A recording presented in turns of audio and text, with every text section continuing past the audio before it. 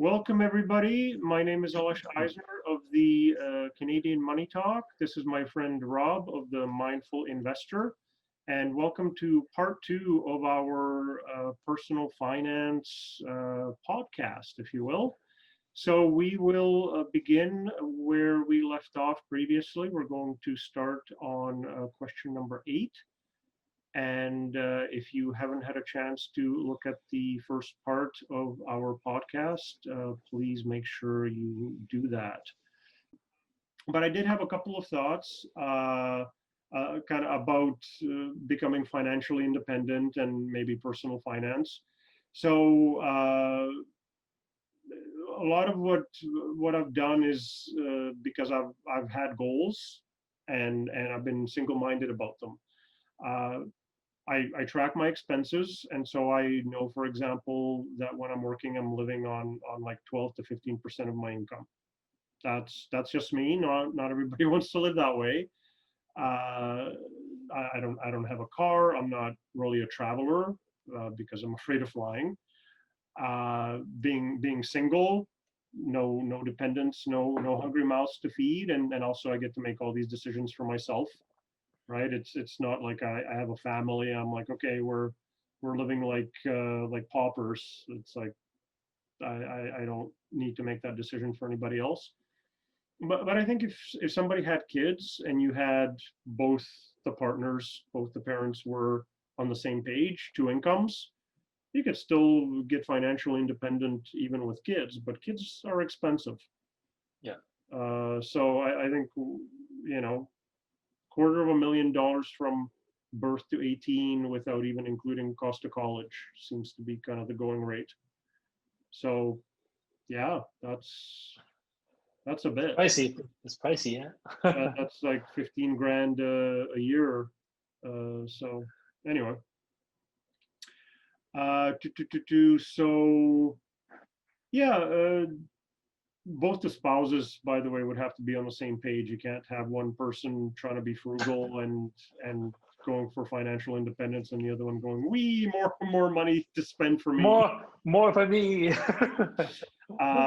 So yeah, but that's kind of a tough thing if if one if one of the people says, okay, I don't want to do my job anymore, I need to quit.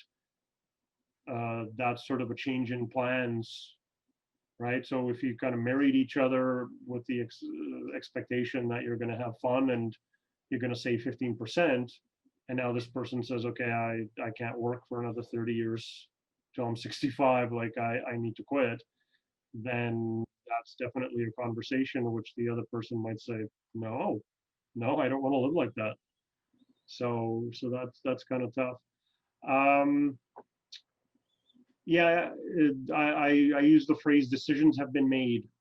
So you have to make your decision and stick to it, decide how you want to live and what your goals are. Uh, as the saying goes, you can either look rich or be rich. Few of us live long enough to do both. That's a quote from somebody that I can't remember. Stop trying to impress people and just be comfortable with who you are. Other bits and pieces would be track your revenues, your expenses, so you kind of know how much money's coming in, how much is going out. Know your net worth at any time, and it's pretty motivating to kind of watch it go up. Uh, I because I'm incorporated, I'm not paying into the Canada Pension Plan, but that's a decision that if you have a permanent job, you can't really avoid it. But because I'm self-employed, uh, my corporation would be paying half of the CPP, and I would be paying the other half of the CPP. While if you're working for somebody else, you're only paying half that they're Mhm. pulling out of your paycheck. So that was why uh, I stopped doing the CPP thing. And it for a lot of people, it's just kind of a forced savings vehicle. My accountant says that, of course, depending on how long you live and when you start taking it, it returns you about 4%, which I think I can do better with my investments. Uh, I also, there's a saying, the first million is the hardest, which I actually found that I agree with, because everything works in percentages. And so if you make 10% off of 10,000, well, you made a grand, okay. But if you somehow got to a million and now you make 10%, now it's starting in absolute value, it's starting to add up a little bit. So once you get to that million, after that it goes up quite quickly. And then you also, once you kind of get into that class, you get other investing vehicles like the private equity I had mentioned that you can get into, which usually has fairly hefty minimums. And so you have to have a bit of a net worth before they'll even sell it to you legally. Not having a car, since I try not to buy depreciating assets, so that's a personal decision, but I think that's saved me a lot. Not only to pay even 20,000 for a decent used car, but the insurance, the gas, and anytime anything breaks, oh my God, you just to see a mechanic, they charge you 500 bucks. While with my bikes, I can fix it myself or buy another one at a garage sale for 50 bucks. And if the bus breaks down, well, another one's going to be around in 10 minutes. So the transit works for me. So of course, with not having a car, I think I gave up time, right? It's always time versus money, because it takes me longer to get places. And sometimes I wonder, if I had more time to myself, by having a car, maybe I could, work more, work longer, who knows? Do you So, think you'll ever get a car? um, yeah, I'm not really seeing it. Oh, I'm not really seeing it. until you can't ride a bike anymore, right? Well, you know what? In my biking group, the organizer is like in his 80s, and Oh, he's riding a bike, man. That's what keeps you healthy. Uh, when I was a kid, we used to, a quick story, we used to go blueberry picking out in Port Coquitlam, where it's all built up now, but there used to be blueberry fields. And this ancient farmer would lift 30, 40 pound boxes of blueberries, and he'd move them around and stuff like that. And then he kept the house, but either sold or leased out the blueberry fields, probably sold it. And within a year, he was dead. oh. Right? Maybe it was just his time. Maybe he didn't have anything to get up for in the morning. I don't know. But I think as long as you keep your body moving, whether you're walking, running, biking, whatever it is that you enjoy, I think that keeps, and of course, again, keeps your whole mind healthy as well. Exercise goes a long way towards keeping you healthy. Like For I sure. have no illusions of having huge muscles or anything like that, but I want to make sure my heart is healthy. So Yes. And it uh, could be all the antioxidants, right? yeah, when the blackberries were growing in growing season, I picked a year's worth frozen and free antioxidants. Yeah, Ever check how much blackberries are in the store? It's crazy. I buy it. Use a little tray for like $6. Yeah, Exactly. yeah. Exactly. Like when I was picking them, I'm like, I'm making $100 an hour. My hands were a little stabbed, but Yeah.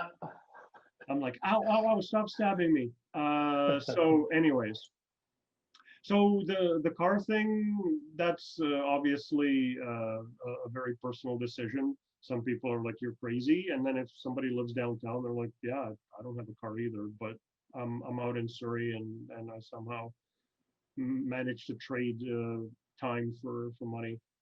The other thing that allowed me to kind of get to where I am, I think, is debt, uh, good debt, meaning not credit cards because I really needed that pair of jeans and I couldn't pay it off. I mean, borrowing to invest, mortgages on flips, having a home equity line of credit on my condo, and when the stocks tanked in March, emptying out that line of credit and buying stocks and watch them go up. Uh, like I'm very comfortable with debt. I know what the risk is. I know I can always pay it off. And because I have dividend income, unless the whole world goes like this, I know at least some dividends are going to keep coming, and I can at least service the debt with the dividends. I can pay the interest on it. So uh, like I've bought private equity which paid 6%, and I borrowed at 3% to buy it, and I was perfectly comfortable with the spread. Plus the private equity, for example, was giving me cash flow that was return of capital, so it would be later on would be taxed as capital gains, while the HELOC interest was fully tax deductible. So I even won on the taxes.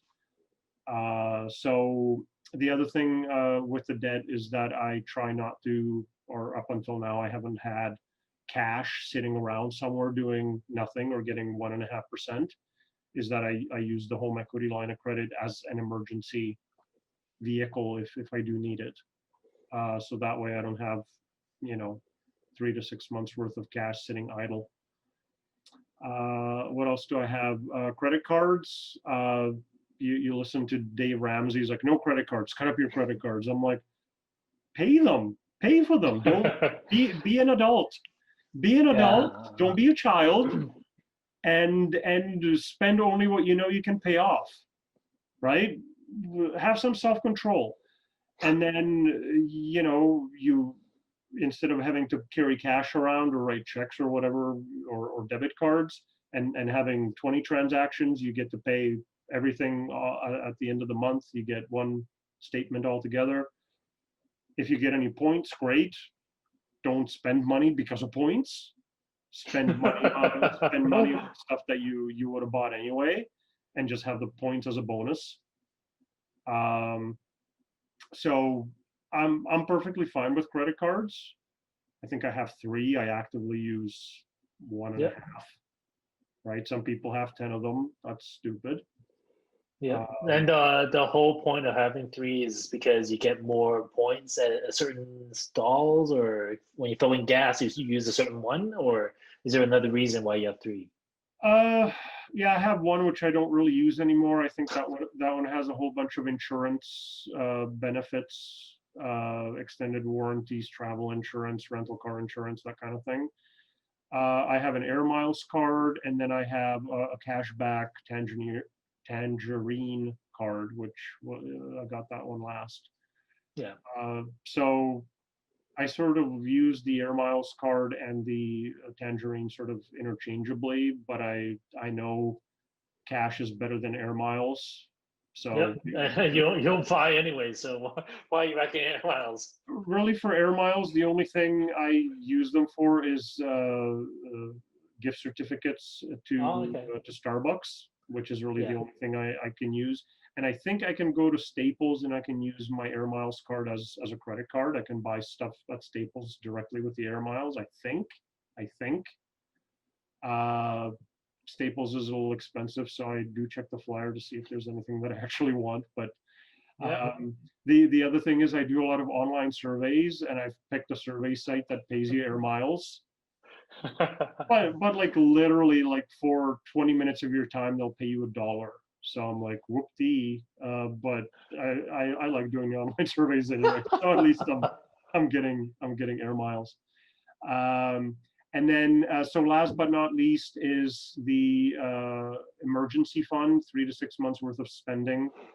As I said, up until now I've been using the home equity line of credit as an emergency fund because I don't want money sitting idle. But that can be risky if you can't cover the interest. The odds of you being kicked out of your home and stuff like that are very slim. Like the bank doesn't want your home, so even if you can't pay the interest on a HELOC, the bank will work with you. But yeah, I wouldn't recommend using a HELOC to everybody. Like be aware of what the dangers are. So you mentioned the HELOC is at 3% usually. I think I'd have to look. I think it's around 3%, maybe 3.5. I also have Okay. an unsecured line of credit, which I think is closer towards 4.5 or 5. Yeah. I sort of have lines of credit all over the place, to be perfectly honest, because I think I mentioned I was financing a flip, and it just kept eating more and more money. So I started looking for money at all the different institutions. So this one says, oh, you can get a 20,000 line of credit here and 10 over here, and I think it all adds up to a significant number, but it's a pain in the butt otherwise. Yeah. I use a certain brokerage. I think I told you, Interactive Brokers, and then I use their margin. So their rate is like 1.85, and I can use like 100% margin. So they lend you like double your money, like Oh, because you have collateral under your stocks. So let's say if you have 100,000 with stocks with them, you can borrow 100,000 like straight up, no questions asked, nothing, okay. and then you just return it, sell your stocks whenever, and then it'll rebalance itself. Like to me, That's that's really convenient. that's actually really nice. Yeah, no, good for you. Uh, Q-Trade that I use on the margin account, like I always pay it off, but otherwise yeah, they would be charging around three, 5. maybe Oh, 4%. I don't think it's yeah, 5. I'd have to look. It's yeah, basically an unsecured line of credit. yeah, They sort of do use the stocks as collateral, but not at 100% rate, which so like Interactive Brokers, that's yeah, fascinating. yeah, I think if the stock price is over a certain amount, they give you 70% credit. If it's yeah. between here and here, they give you 50%. And And if it depends on the grade of your stock. If you're doing like penny stocks or wheat yeah, stocks, you don't get as much. If you're doing like blue chippers, you get like 70, 80%. Yeah. oh, but you said 100%. So I'll actually get more than 100%. I can go 3x actually. oh, That's what they. So it's like I don't think for them it depends on the grade of the stock, but for some of my other brokerages, I get like 50% from like wheat stocks or an 80% for blue chippers. okay, Yeah, yeah. yeah. Not that I ever had wheat stocks, but something in that category. Actually, I had a put which that I sold, and it was the strike price was $6, and today a wheat stock was at 5.99, and today was the expiry date. So on Monday, I'm going to be the proud owner of Afria, which I think I'm immediately going to sell a covered call on to see if I can get rid of it. Yeah, on the green day though, so you get more premiums, but you can tank on Monday. Who knows? Yeah, sure, yeah. So, well, I don't know. Maybe they've been beaten up enough, and they'll turn it around.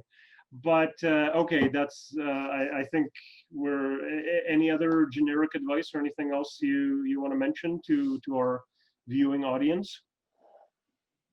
I think don't don't listen to everything you say. No, don't listen to everything you hear. Like there are a lot of intentions behind people selling courses for $500,000, but they show you these proof that they can get 10x stocks, which is ridiculous. Like if they can find these 10x stocks consistently, they would just keep it to themselves and leverage the hell out of it and get billions. They would never just sell you a course on finding how to find these stocks.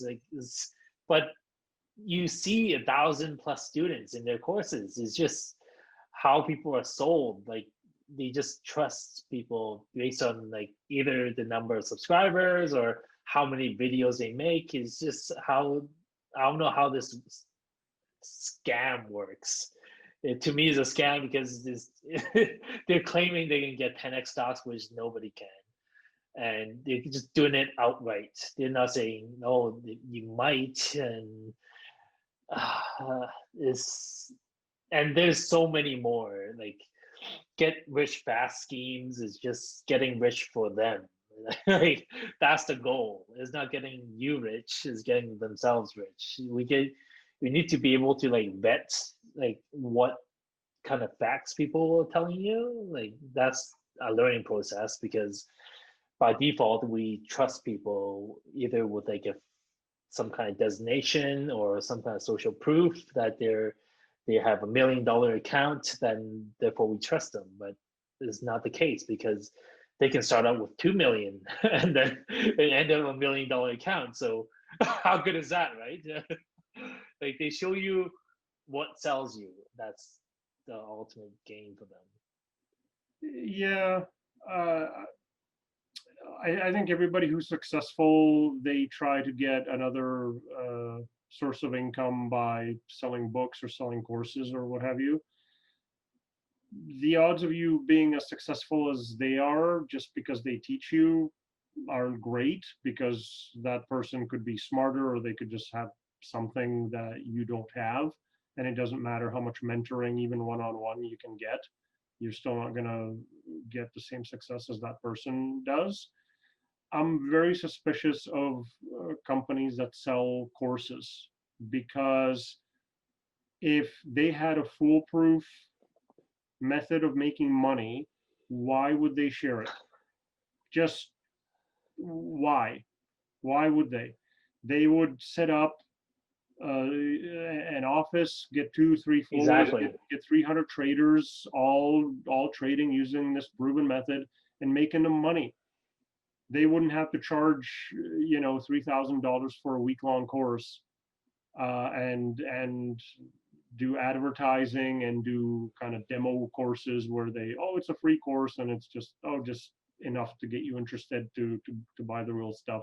And then once you do the first course, then there's a second and third course, and eventually you spend $15,000 and you haven't made a single dollar, and you may not. Yes.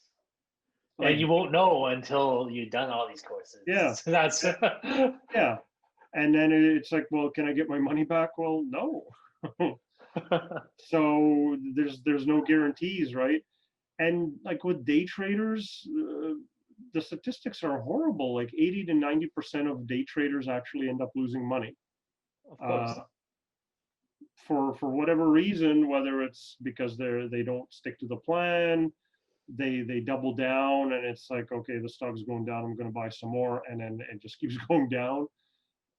In the long run, you have a chance of it going up, but not when you have to sell in the next 2 hours. So yeah, it's tough. People have always been attracted to get rich quick schemes, I think, because why wait for years, or why work hard for something if, hey, you're special, you can you can do it Yeah, within. you can do it. We have the formula. Just follow. Yeah, and there's always going to be somebody to sell that formula to you, unfortunately. So yeah, I'd be I would suggest people educate themselves by reading, by watching YouTube. There's good there's There good are good ones, yeah. good But ones out you need there. that filter. Yeah.